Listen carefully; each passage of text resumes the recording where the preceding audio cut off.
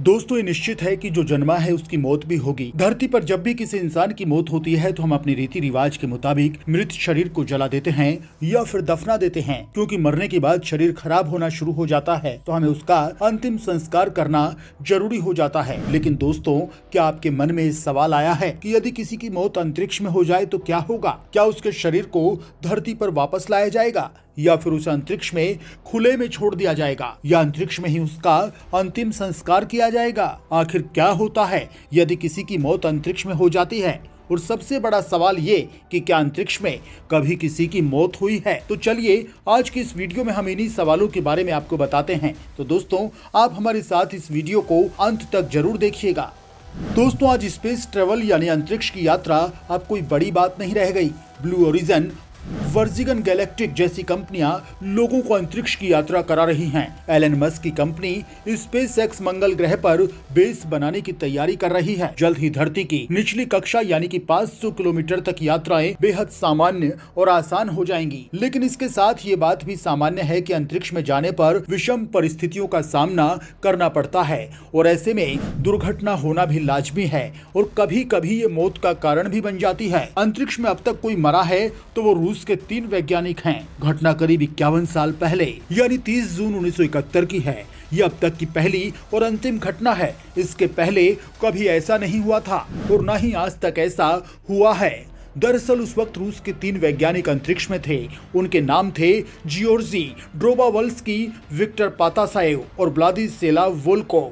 ये तीनों सोयूज 11 अंतरिक्ष स्टेशन में मौजूद थे और वहां से करीब 3 हफ्ते बाद वापस पृथ्वी पर लौटना था। लेकिन अचानक से स्पेस स्टेशन से कैप्सूल अलग हो जाता है और कैप्सूल केबिन का वेंट वोल भी निकल जाता है। इससे अंदर की पूरी ऑक्सीजन खत्म हो जाती है। वहीं कैप्सूल में प्रेशर के कारण विस्फोट होता है और इन तीनों वैज्ञानिकों की दुखद मौत हो जाती है। उनकी लाश जब मिली तो पता चला कि तीनों की ब्रेन हेमरेज के कारण मौत हुई। वैज्ञानिकों का कहना है कि ऐसी घटना अंतरिक्ष में तो ये बेहद भयावह क्षण होता है। विशेषज्ञों के अनुसार कोई भी अंतरिक्ष यात्री ऐसा नहीं चाहेगा कि उसकी मौत स्पेस में हो, क्योंकि अंतरिक्ष तो दूर, अंतरिक्ष यान में भी डेड बॉडी को स्टोर नहीं किया जा सकता, क्योंकि उसमें ऐसी कोई सुविधा नहीं होती है। यदि किसी अंतरिक्ष यात्री की मौत हो भी जाए तो बीच में ही अभियान को खत्म कर दिया जाए या फिर अभियान को खत्म होने तक उसके शव को सुरक्षित रखा जाए, यह संभव नहीं। ऐसे में जब किसी अंतरिक्ष यात्री की मौत स्पेस में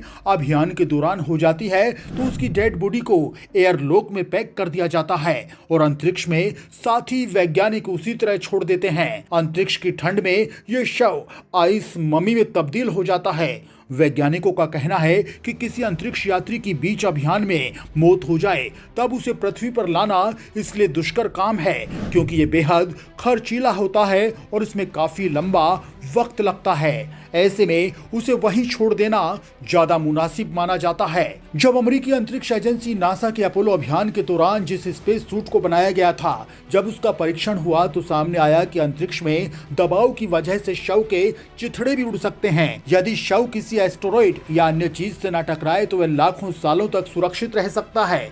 हाँ, बस अंतरिक्ष में तैरता रहेगा। मौत के बाद शरीर में क्या बदलाव होते हैं, इसके आधार पर साल 1247 में सोंग सी की पहली फोरेंसिक साइंस हैंडबुक आई थी, जिसका नाम था the washing away of wrongs, जिसमें अंतरिक्ष और धरती पर हुई मौत के बाद शरीर में क्या क्या होता है ये स्पष्ट किया गया। इसमें बताया गया था कि जब धरती पर किसी की मौत होती है तो मृतक का सबसे पहले शरीर से खून का बहाव रुकता है। गुरुत्वाकर्षण की वजह से खून जमा होने लगता है, इसे लीवर मोर्टिस कहा जाता है।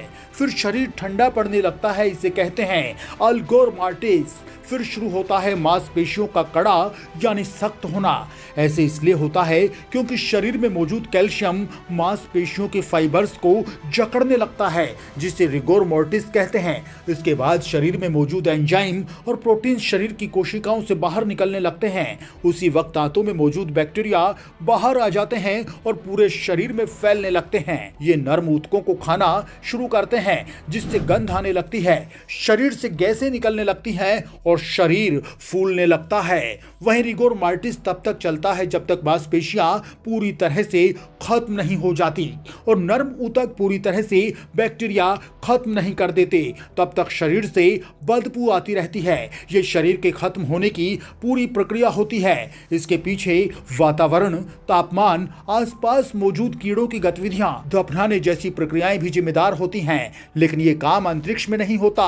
अंतरिक्ष में शरीर के साथ अलग स्थितियां बनती है। वहीं ममिफिकेशन शुरू हो जाता है। ममिफिकेशन का मतलब शरीर का सूख जाना। ये बेहद गर्म या अत्यधिक ठंड में होता है और ऐसी जगहों पर जहां ऑक्सीजन नहीं होती है। शरीर का पानी अंदर जमा फैट को तोड़ देता है, जो शरीर से बाहर आकर उसके चारों तरफ मोम जैसी परत बना देता है। ये मोम की परत शरीर की त्वचा को खराब होने से रोक देती है और स्किन सड़ती नहीं है। इसके अलावा एक काम और होता है, तब नरम ऊतक खत्म हो जाते हैं, हड्डियां दिखने लगती हैं, लेकिन सख्त ऊतक हजारों सालों तक वैसे ही बने रह सकते हैं। वहीं अलग अलग ग्रहों पर ग्रेविटी का लेवल भी अलग अलग होता है। इसकी वजह से मृत शरीर का पहला स्टेज यानी लीवर मोर्टिस प्रभावित होता है। बिना ग्रेविटी के खून शरीर में एक जगह पर जमा नहीं होता, वो बहता ही नहीं है, बस पूरे शरीर में फैला रहता है। स्पेस सूट के अंदर रिगर मोर्टिस होता है, यानी कि शरीर में मौजूद कैल्शियम मांसपेशियों के फाइबर्स को जकड़ने लगता है, क्योंकि वो शरीर के अंदर होने वाली रासायनिक प्रक्रिया की शुरुआत है। आंतों में मौजूद बैक्टीरिया अंतरिक्ष में भी आपके शरीर के नरम ऊतकों को खाते हैं, लेकिन शरीर के अंदर मौजूद बैक्टीरिया को सही से काम करने के लिए ऑक्सीजन चाहिए होता है। कम ऑक्सीजन या नहीं के बराबर होने पर बैक्टीरिया का काम प्रभावित होता है, जिससे रिगर मोर्टिस की प्रक्रिया धीमी हो जाती है। जमीन पर मौजूद सूक्ष्म जीव शरीर को खत्म करने में मदद करते हैं, लेकिन अंतरिक्ष में ऐसा नहीं होता। इसलिए स्पेस में नरम ऊतक भी सही सलामत रहते हैं। जब हम जिंदा होते हैं तब हमारी हड्डियां दो चीजों से बनी होती हैं, ऑर्गेनिक यानी खून की नलियां और कोलेजन इनऑर्गेनिक यानी क्रिस्टल स्ट्रक्चर। लेकिन शरीर खत्म होने के बाद हड्डियां धरती पर इनऑर्गेनिक स्वरूप में रहती हैं, जैसे हम किसी लैब में रखे हुए कंकाल को देखते हैं। धरती पर किसी शरीर का गलना, सड़ना और खत्म होना प्राकृतिक संतुलन के लिए जरूरी होता है। सौर मंडल के अन्य ग्रहों पर ऐसा नहीं है, वहां कीड़े और शरीर खाने वाले जीव नहीं हैं। यानी मंगल ग्रह पर कोई मरता है तो उसका शरीर गलेगा नहीं, ना ही सड़ेगा, लेकिन तेजी से चलने वाली हवाओं और पत्थरों की रगड़ से शरीर खराब होगा, हड्डियां चूर चूर हो सकती हैं, शरीर मम्मी बन जाएगा। चंद्रमा पर तापमान -120 से 170 डिग्री सेल्सियस तक रहता है। ऐसे में शरीर जम जाएगा, वो एक तरह से पत्थर बन जाएगा। लेकिन मौत के बाद अंदर से थोड़ा बहुत सड़ सकता है, लेकिन बाहर से सड़ना मुश्किल है। एक स्वीडिश कंपनी प्रोमेसा अंतरिक्ष ताबूत बनाने पर काम कर रही है, जो एक मृत अंतरिक्ष यात्री के शव को बर्फ के क्रिस्टल के फ्रीज ड्राई टैबलेट में सेफ रखेगा। कनाडाई अंतरिक्ष यात्री क्रिस हेलीफील्ड कहते हैं, मैं उम्मीद करता हूं कि अगर मंगल ग्रह पर एस्ट्रोनॉट की मृत्यु हुई तो हम शरीर को घर ले जाने के बजाय वहां दफन करने के बारे में विचार करेंगे।